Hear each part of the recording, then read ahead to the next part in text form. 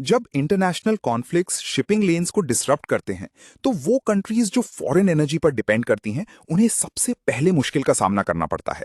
India के लिए ये वल्नरेबिलिटी एक इमीडिएट और डेली इकोनॉमिक थ्रेट है।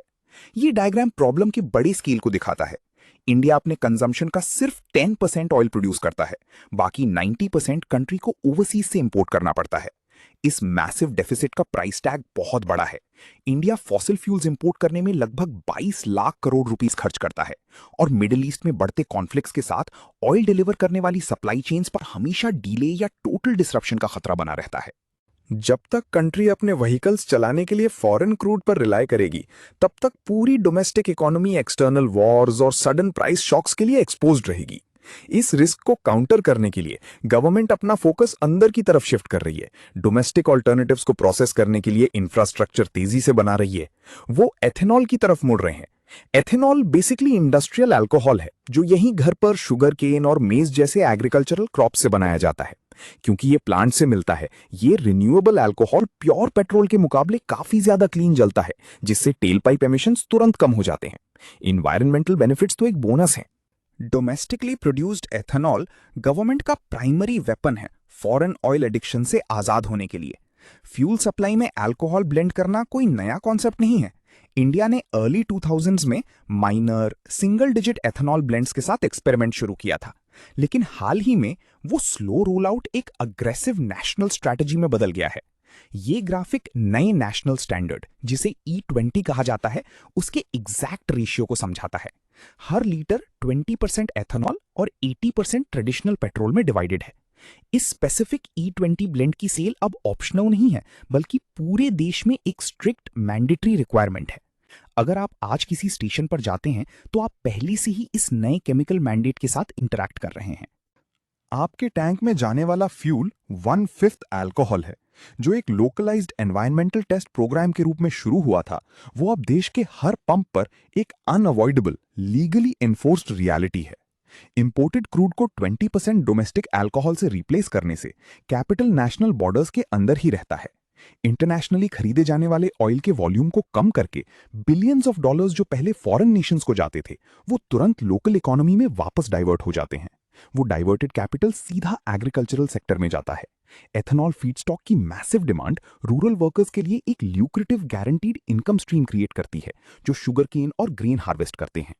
एथेनॉल मैंडेट इफेक्टिवली एक मैसिव वेल्थ ट्रांसफर की तरह काम करता है, जो ऑटोमोटिव इंडस्ट्री को इंडिया के फार्मर्स के लिए एक डायरेक्ट फाइनेंशियल इंजन बना देता है। अब गवर्नमेंट एक मैसिव लीप फॉरवर्ड लेने की तैयारी कर रही है। पॉलिसी मेकर्स एक रैडिकल नया फ्यूल ग्रेड इंट्रोड्यूस करने के लिए ड्राफ्ट रूल्स को तेजी से आगे बढ़ा रहे हैं। इस एनिमेशन को देखिए, ये E85 स्टैंडर्ड तक की जंप की स्केल को दिखाता है। इस ब्लेंड में 85% तक एथेनॉल और सिर्फ 15% पेट्रोल होता है। इस रेशियो पर कार्स बेसिकली अल्कोहल पर चल रही हैं। Union road transport minister Nitin Gadkari इस ट्रांजिशन की चीफ आर्किटेक्ट रहे हैं। उन्होंने पहले ही पब्लिकली ऐसी व्हीकल्स डेमोन्स्ट्रेट की हैं जो पूरी तरह से 100% एथेनॉल पर चलती हैं। मिनिस्ट्री का एम्बिशन इवेंचुअली 100% ब्लेंडिंग तक पहुंचना है। उनका गोल टोटल एनर्जी इंडिपेंडेंस है, क्रूड ऑयल इंपोर्ट्स की जरूरत को पूरी तरह खत्म करना। E85 ड्राफ्ट रूल वो थ्रेशोल्ड है जहां अल्कोहल फॉसिल फ्यूल को इंडियन रोड्स के लिए प्राइमरी सोर्स ऑफ एनर्जी के रूप में रिप्लेस करता है।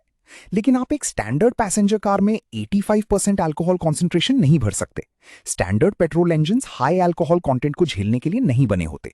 अगर आप स्टैंडर्ड व्हीकल में E85 डालते हैं, तो अल्कोहल सिवियर इंटरनल करोजन पैदा करेगा, रबर सील्स और होजेस को खा जाएगा और पूरे फ्यूल इंजेक्शन सिस्टम को बर्बाद कर देगा।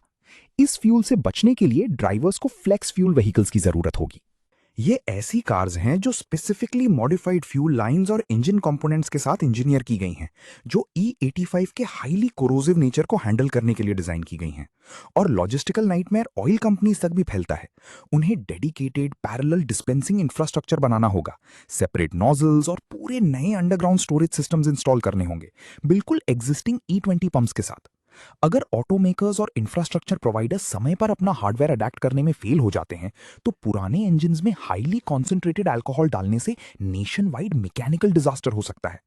उस 22 लाख करोड़ के इंपोर्ट बिल के बोझ को कम करना एक सिग्निफिकेंट जियोपॉलिटिकल बफर ऑफर करता है।